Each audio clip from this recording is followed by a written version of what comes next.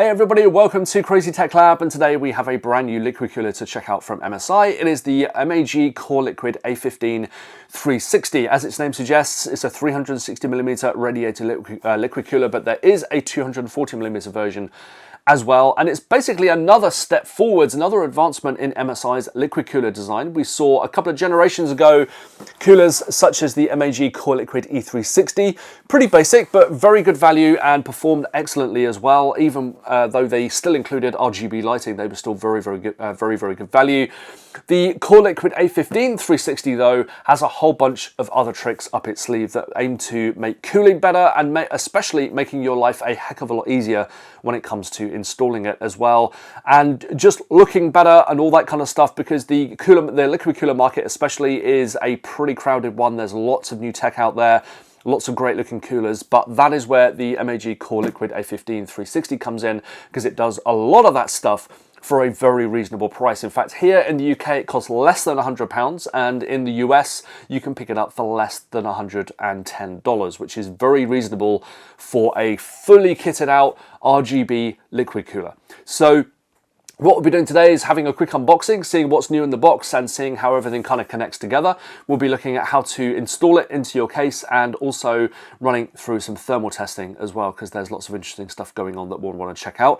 And then we'll come to some conclusions at the end, but not before we thank MSI for sending over the cooler and a couple of motherboards for us to look at as well in some future videos. And also thanks to you guys for watching, and if you found this video informative, don't forget to chuck me a like and a comment. Just helps punch me through the algorithm and gets me noticed.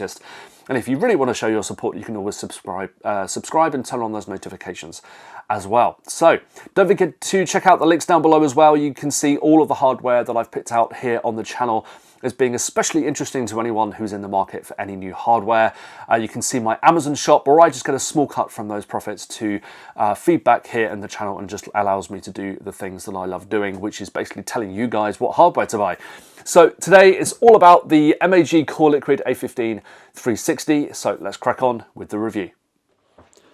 Okay, so we're going to have a quick unboxing of the MAG Coreliquid A15 360, and we're going to see what we get in the box and how you actually install it to your motherboard and into the case. So we're going to do that right now. Now, I've already had a peek in here, as you can probably tell,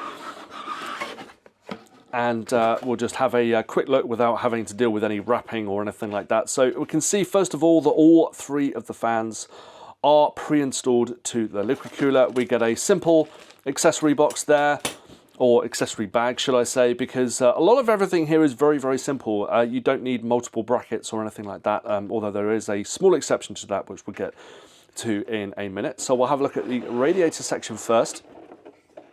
And what MSI really has been shouting about is the fact that not only are these fans pre-installed, but there are no cables visible either. So these are pre-daisy chained behind the fans, so there's nothing kind of straggling along here, which you saw with previous MSI liquid coolers that had the fans pre-installed. So here the fans are still using screws as usual, but they are pre-installed and there are no cables anywhere running around the sides, which is really great news, because it just means whatever position that this radiator is in, however you mount it in your case, you're never going to see any cables other than the single cables that run off at the end. So if we just have a look at those right now, I'm just going to pull them through so we can actually have a look at some things.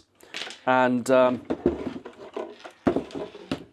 what we have is a single RGB cable and single fan cable for the three fans. So all of them are daisy chained together, and we have just those two simple connectors. And what you can do is make use of the EZ Conn connector here. So this is a proprietary connector that MSI uses on some of its motherboards, and what it does is it combines these two cables and all of the RGB lighting and fan headers and all that kind of stuff into a single cable.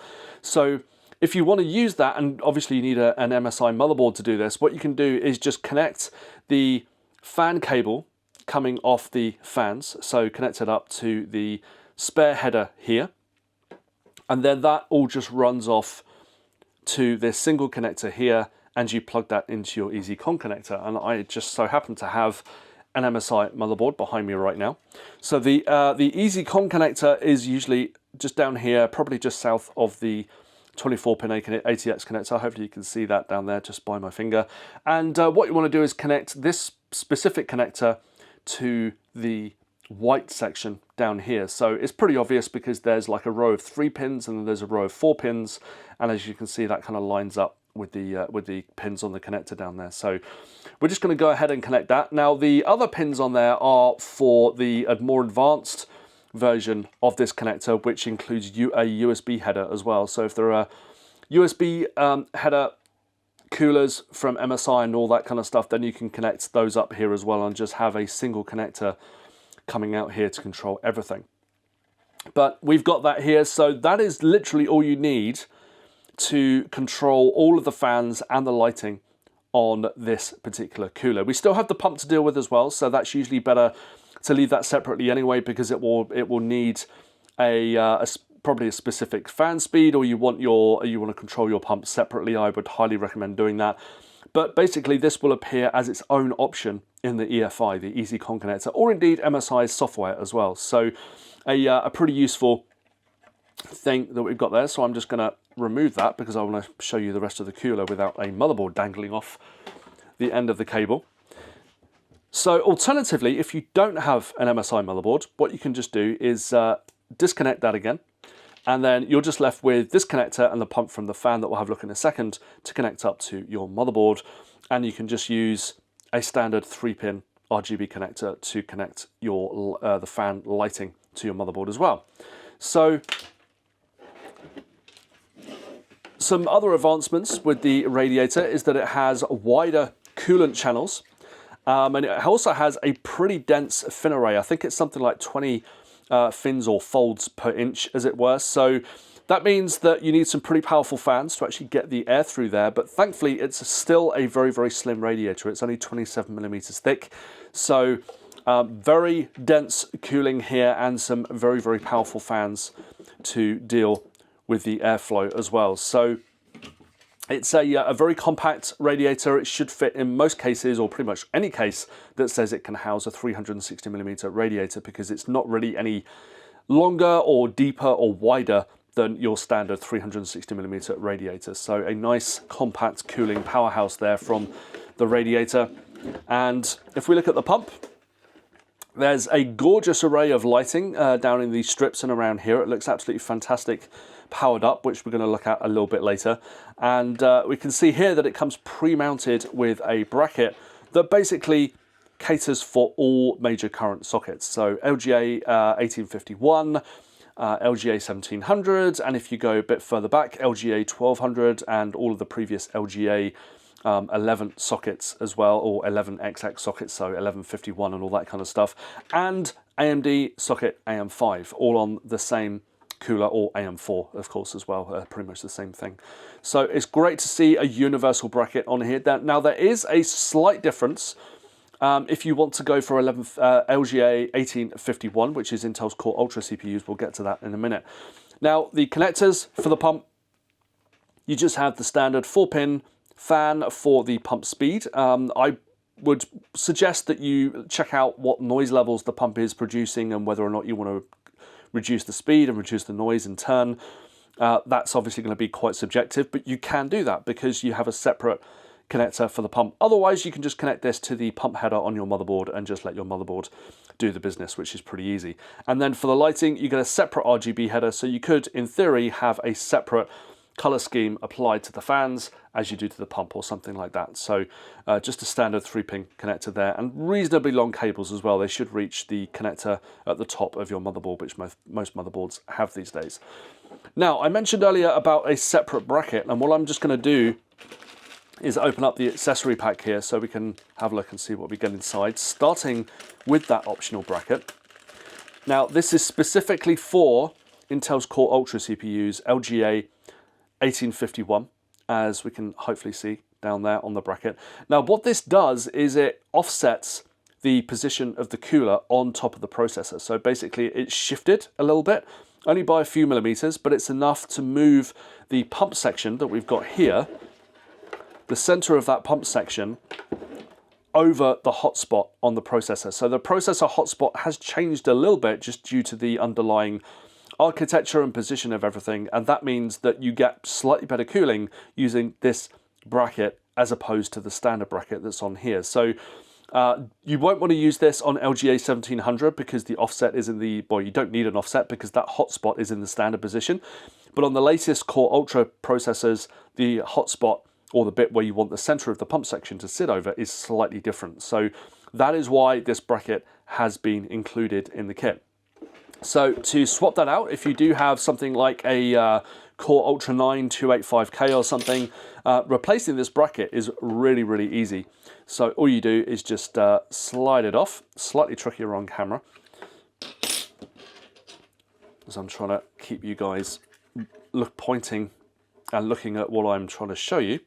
But then we have the small grooves down the side and the bracket just slides on like that. So it's a 2-second job. And what I'm going to do now is just remove that bottom bit of plastic stuff, just because I know I'll probably forget later and I'll wonder why the processor temperatures are way too high, and it's because I've forgotten to peel it off. So definitely want to start doing that as soon as you can, without obviously damaging the bottom here, but it's a pretty robust bit of copper there, and you can see that there are no screws down here as well. It's a screwless design, which means that you get maximum contact with your processor. So that is pretty much it from the unboxing, other than just to go through a few of the accessories that we've got here. So socket AM5, obviously you've got your own screws in here, and what you'll be doing is just using some of the pins that we've got in there to just screw into your socket and then have the sprung screws, like those little things, clamping down on the top. With Intel motherboards though, you need to use the back plate, and this is a fully adjustable back plate, so just a single back plate for all of the Intel sockets that it supports. So put that on the back, put the pins through the top, through the motherboard, and then just install the cooler. So that is pretty much it, and you'll probably want to remove your motherboard from the case, but you're probably going to be all right installing it without removing the cooler, because you'll just need to hold this thing from the rear while you're doing that. But it's a pretty simple device to use. And the last thing I wanted to mention is the fact that you get some thermal paste. Now, I much prefer having a tube of thermal paste rather than having it pre-applied to the cooler, because it's just very, very easy to damage the thermal paste when it's pre-applied to the cooler. If you do that, you're basically screwed if you accidentally scrape some off or something like that, because there is no way to reapply it. And I just prefer having the paste, because it's very, very hard to, if you follow some guides online and all that kind of stuff, to not apply this correctly, and there's every chance that you might damage the pre-applied thermal paste layer that's pre-applied to the cooler. So I much prefer that, and also you get a couple of applications in here as well, which is useful if you upgrade your processor in future. So that is it from the unboxing. It's a very, very simple cooler. As you can see, all that's left to do basically is to mount the pump to your motherboard, mount the radiator, and away you go. So we're going to move on. So what I thought would be useful first for a lot of you out there that may... So what I thought might be useful first is just to run through the installation process, just in case there are some of you out there that have never installed a liquid cooler before, or even never installed any kind of processor cooler before. So the kits will vary between makes and models, but for this particular cooler that we're looking at today, this is how you install it. So we're going with an AMD socket to start with. So we've got socket AM5, courtesy of the fabulous MSI B850 Tomahawk Max that we have here in the lab today. And I have already applied the thermal paste, as you can see down here. I didn't really want to have to go through and do that on camera, but you can see I've just got a thin slither top to bottom on the CPU. Some people prefer to do a cross shape, other people just a blob in the middle or something like that. I just prefer to do the long line down the middle of just a very thin application of thermal paste, and I just find that kind of spreads a bit more evenly. I do tend to go for a cross shape on Intel CPUs, especially the current ones, because they've got a much bigger heat spreader. So, but there are lots of guides out there on how to do that, and in general, it's just personal preference really. So, with the AMD kit, what we need is the AMD screws here, the socket screws, and what we're going to do now is do what we have to do with a lot of coolers, and that is actually to remove the two plastic caps at the end, or plastic mounting clips at the ends of the processor socket. So I'm going to be using a micro electronic screwdriver here. I wouldn't recommend that you use a full-blown electric screwdriver because they have way too much torque. Even if you have a torque adapter on one of those things, they can still provide way too much power, and it's very easy to just kind of slip and do something, whereas one of these micro screwdrivers is perfectly safe. They're very kind of precise and don't have a lot of torque, and just make your life a whole lot easier if you've got you know, dozens of screws to deal with. But thankfully we don't have dozens of screws to deal with today, because our MSI liquid cooler has all of its fans pre-installed, which is great news. So what you want to do now is just to keep these things in the box, either in your motherboard box or the cooler box, so you don't lose them, because if you want to sell the motherboard at some point in the future, you will want to reattach those. Now, what we need to do is to open up the bag of AMD mounting clips, and it's pretty easy to identify which end is which. We've got the thicker thread on this side that needs to go into the threaded holes on the socket, and then we have the long, more slender thread on this side, and that needs to go facing upwards so we can mount our cooler to it and fit the thumb screws later. So we will just get these mounting clips on now. Slightly different process for Intel, but only by way of using slightly different pins of these, and also using a backplate that's included with the cooler instead of the standard backplate that we have on this AMD motherboard here. So AMD's maybe a little bit easier. So that is it. Hopefully you can see everything is mounted nice and securely on there. So the next thing we need to do is to work out which way round we want our cooler. Now, in my case, it's basically going to look like this. So we've got the cooler in the roof, and then we've got the pump section down here. So this is generally how I prefer to install liquid coolers, just because I prefer getting the hot air out of the case rather than blowing it back into it, mounting it in the front of the case. Obviously not all cases will have space for a 360mm radiator in the roof, but if yours does, this is the way that I would do it. And if you want to mount it elsewhere in the case, then generally you want to try and have the tubes over this end higher than the pump section, just to avoid problems in future. But that's really if the coolant levels drop a little low in the cooler itself, which can happen if it leaches out. But this cooler that we've got here is meant to be leak proof.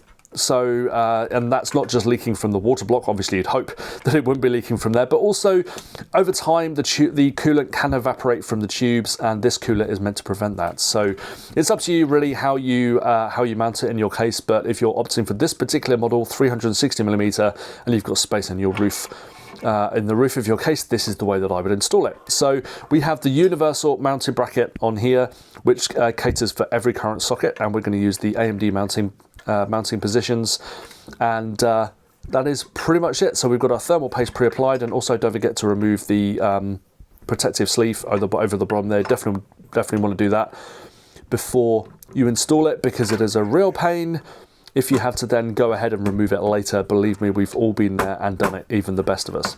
So that is the pump section now nicely installed.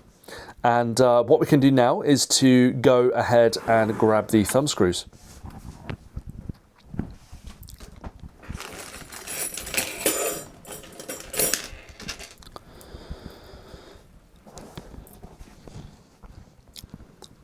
So here are the thumb screws. We've got 4 of them, obviously, or 1 for each corner, and these are exactly the same ones that you use on Intel or AMD. And what I prefer to do is just to finger tighten some of these down first of all, just to get them kind of engaged and in the right position, and then we can go ahead and use our screwdriver to hopefully be able to secure them.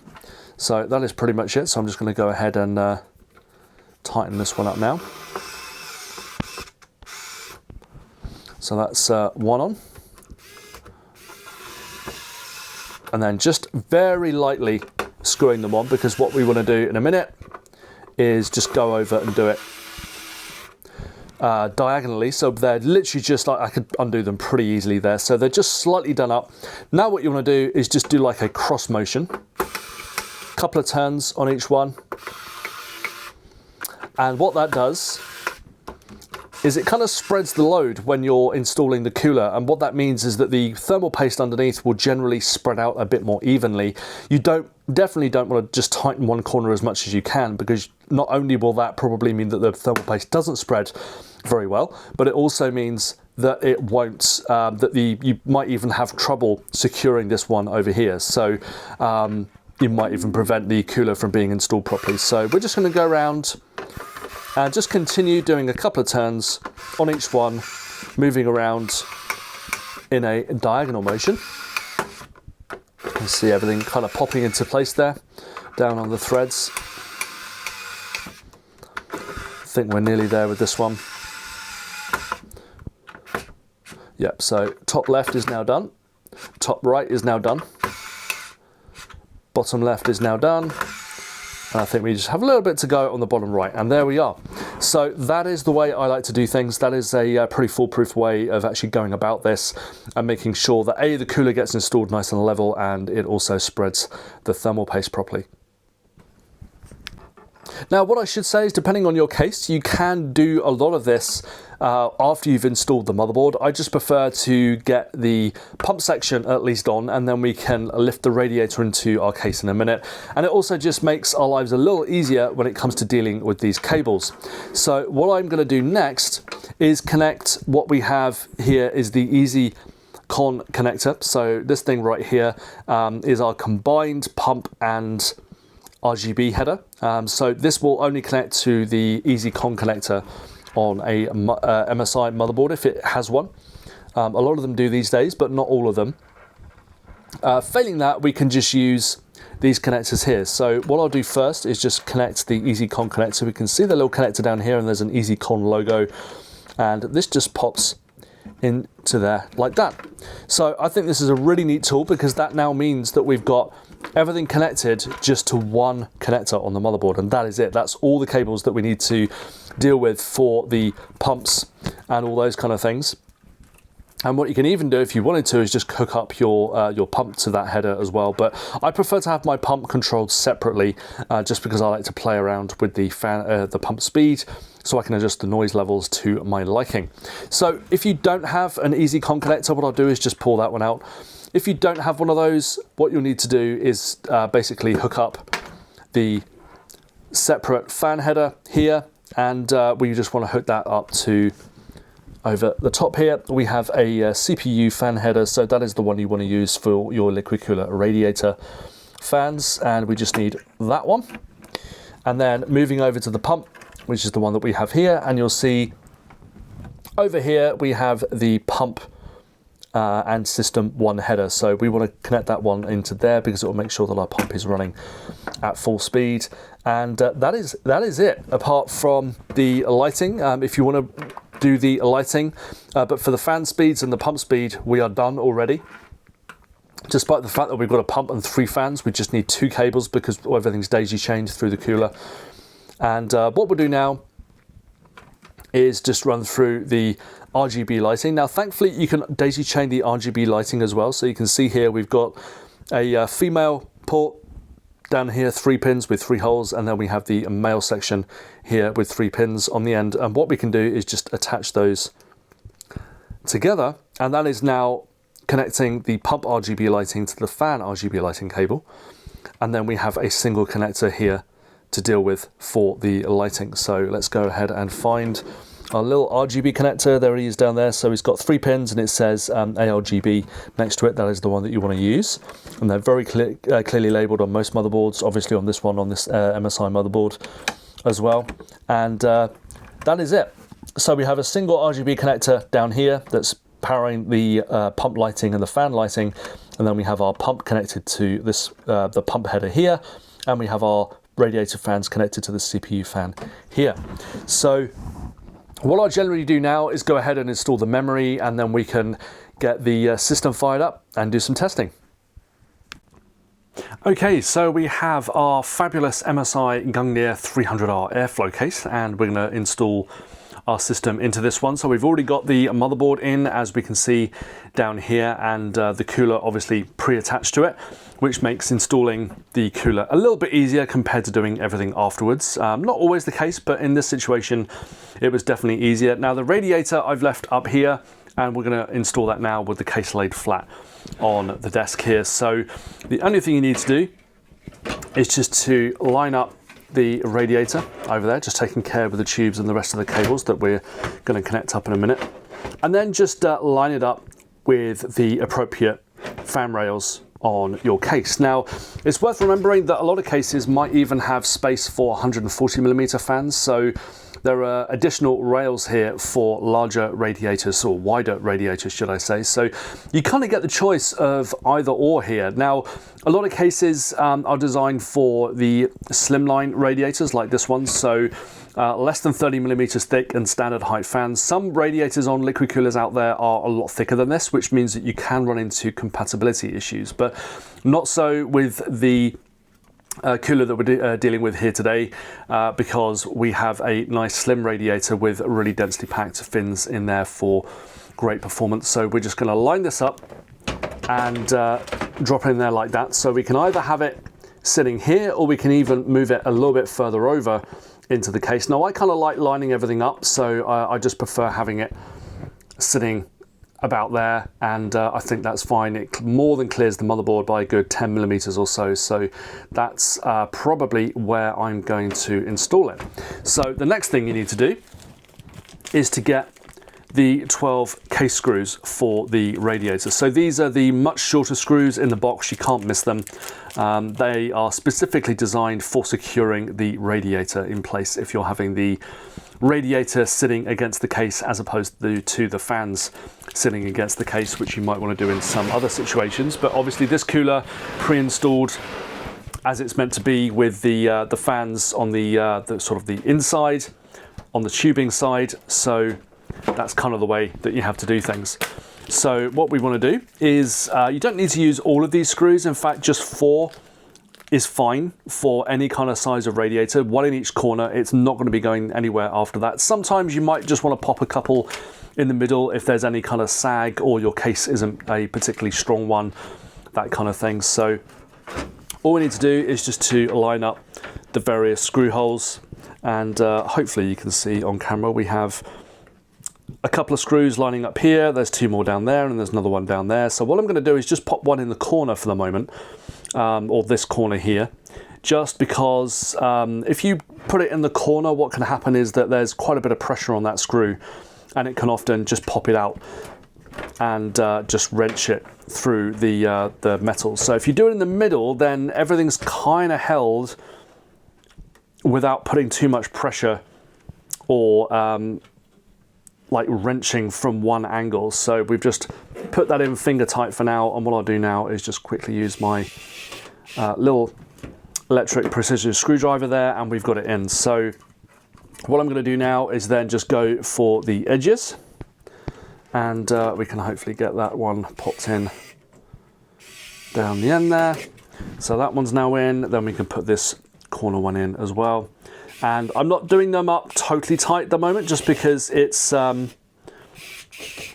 worth just getting the corners in and then just doing it crosshead, or not crosshead, diagonally across the case as you secure it. Just because if you put one in, these 2 in super tight, or all 3 or all 4 or whatever super tight, then you might find that getting everything to line up down here becomes really hard. So that's just the way I like to do things, and I probably suggest that you do the same. So we're having a bit of trouble with that one. That's because I'm way too far down. So there we go, we are nicely in there. And then I'm just going to put another one in down in the corner here, so we are completely secure. And then we can just go ahead and tighten these up diagonally, as I mentioned. And that's pretty much it. So we do have a spare screw here. I'm just going to take that out just for OCD purposes, basically. So that is pretty much it. As you can see, that radiator is literally not going anywhere. So as long as you have 4 screws, that's all you kind of need. They do include extras here, but you're not going to gain anything by securing the middle of the radiator. So that is all you generally need to do, and that's pretty much the cooler installed.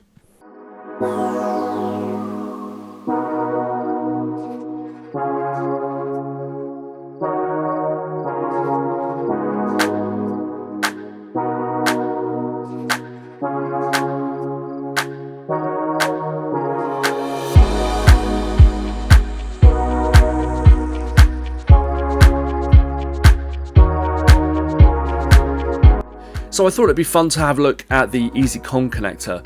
If you've not used one before, if you've got an MSI motherboard and you want to make use of the Liquid Cooler's Conn connector, the EZ Conn connector, which basically combines an RGB signal and a fan speed signal into one connector, cutting down the number of cables even more. So this is what it looks like. So if you go into the hardware monitor section of your MSI motherboard, and you've connected everything up properly, then this is what should appear. So here we can see that we've got all our standard fan headers, and we've got our pump here as well. That's connected to the pump system fan header, and right down at the bottom we have the EZ Conn Fan connector, and you can see here that our fans are running at about 1500 RPM. So it works in exactly the same way as an additional fan header. So you can switch between PWM and voltage control. You can also switch the input for the fan curve. So you can pick from the MOSFETs or the system or anything else. You probably wouldn't want to do that in this situation. You undoubtedly want the CPU voltage, the CPU temperature to be controlling the fan curves. And you can even add additional points to the graph. So up here, if you go to levels, you can actually increase the number of points on this curve from just 4. You can see the 4 are highlighted here in the colors and white at the bottom. You can add, I think, another 2 or 3 onto this section, so you can add a load more points into your fan curve. So you might want it to be a little bit more granular, for example. But that is pretty much how the EZ Conn connector works, and we've just got a single connector dealing with the RGB lighting of all our fans, and a single connector also dealing with the fan speed of those fans as well via the EZ Conn Fan connector. Okay, so we've just finished our 10-minute stress test in Cinebench R24, loading all 16 cores on our Ryzen 9 9950X, and we have a peak processor temperature at the end of that time of about 76 degrees. So we're going to go with that temperature now, and then run through a couple of other coolers through the same test and see what results we've got, and we'll look at the graphs in just a moment. Now, there is a bit of extra tweaking that you can do with this particular cooler, and if there are any noise sensitive people out there that are worried about the pump noise and all that kind of stuff, it has been an issue with lots of liquid coolers out there. The pump here is pretty quiet, but I can understand that if you're particularly sensitive to that kind of stuff, if you run it at full speed and the other fans in your system spin down when the loads start to reduce, then it can exhibit a little bit of a whine. It's nowhere near as bad as some of the coolers that I've noticed out there, but it does exhibit a little bit of a whine nonetheless. But there is thankfully a very, very easy fix that resulted in just 1 degree difference between running it at full speed and running it at the speed that we have here. So what you want to aim for is to get the pump down to about 3200 RPM. Now it runs a few hundred RPM more than this, and just knocking it down a couple of hundred RPM seems to make a huge difference to the noise level. And if you want to aim for that, that's great. If not, if you just want to deal with the duty cycle over PWM, then you want to knock it down to around 64-65 degrees as we've got it here, or 64% even, not degrees. That's the temperatures. So yes, about 64-65% in duty cycle under PWM, or if you just want to aim for an RPM reading, you want to go for about 31-3200 RPM, and that should make the pump run practically silently. Moving on to the cooling now then, and we have the Arctic Liquid Freezer 3 360 and the MSI MAG Coreliquid A15 360, pretty much level pegging at the top of the graph. Just 1 degree difference between those two coolers, despite the fact that the Arctic has a much larger pump and a much larger radiator as well. So it's a good result here for MSI, given its radiator is a lot thinner and compatible with more cases out there. And also interesting is the fact that reducing that pump down to about 3200 RPM, so it's pretty much silent outside of most cases, resulted in just 1 degree difference in temperature. So it was 1 degree warmer with a greatly reduced pump speed, making it pretty much silent. So compared to air coolers out there, well, we've got the Cooler Master Hyper 212 Black, and that's a very, very good performing single fan 120mm air cooler, but obviously here is nowhere near able to match any of the liquid coolers on test. So what do we make of the MSI MAG Coreliquid A15 360 then? Well, there's obviously a lot of competition out there, but MSI has pretty much hit the nail on the head in terms of performance and price for less than $110 or thereabouts. Certainly when I was looking for this video, it was cheaper than the equivalent Arctic Liquid Freezer 360 cooler, and that's the one that we tested against. That cooler also, while it does perform slightly better than the MSI, the radiator is enormous, it's really, really thick, and the pump section is even larger, which means that it has quite significant compatibility issues when it comes to motherboards, especially mini ITX motherboards, as well as cases as well. So if you want a 360mm liquid cooler that's pretty much guaranteed to fit on any motherboard and in any case, then the MSI A15 360 is a great choice. In fact, I can pretty much totally recommend it if you're worried about compatibility issues. Now, in terms of performance, as mentioned, it offers head and shoulders above pretty much any air cooler on the market, especially for the same price or lower. And what we have is a cooler that would just completely dominate most single fan air coolers out there when it comes to cooling high-end processors like the 9950X from AMD that we used in the testing. I also love the fact that the fans are pre-daisy chained and pre-installed, which means that there are no cables visible whatsoever apart from the ones that you need to actually connect to your motherboard. MSI also has the unique feature of its EZ Conn connector as well, which combines the RGB lighting and the fan speed into one connector, and you just plug that into your motherboard and it just works exactly the same as a fan header in your BIOS or the software. And the pump section as well was super easy to install thanks to the universal bracket, which supports AMD and Intel, and it even comes with an offset bracket for Intel LGA 1851 CPUs, which is meant to increase the cooling or drop the temperatures by a little bit as well, because the offset or hotspot of those processors is slightly offset compared to previous generations. So loads of stuff that we've gone through in this video. I'd thoroughly recommend going back and looking at some of the timestamps if you've just come here to the conclusion to check it out. But other than that, it's a great cooler, definitely gets my vote. It's very reasonably priced, performs excellently, and cools the the high-end processors out there like the Ryzen 9 9950X. Absolutely fine as well. And the only note to be aware of is the fact that the pump, if it's at full speed and everything else in your system is super quiet, you might just notice it a little bit, but there's a very easy fix for that, which you can see earlier in the video, where you can just fine tune the pump speed to a specific point, which is just a little bit lower than full speed, and that completely solves the problem. So, and that's not always the case with a lot of other liquid coolers as well. Sometimes they're just so much noisier compared to this one. It's very quiet, but for those super noise sensitive people out there like myself, there's a very easy fix for it. So that's it from me today. Thanks a lot to MSI again for sponsoring today's video and sending over the fantastic Coreliquid A15 360. We'll be back very, very soon. But before then, don't forget to like and comment on this video. Just helps punch me through the algorithm and gets me noticed. And don't forget to subscribe, because we've got some really cool videos coming up over the next few weeks and you don't want to miss them. So don't forget to subscribe and also turn on those notifications so you're notified when those new videos land. So that's it from me. Thanks to MSI once again, and we'll be back very, very soon.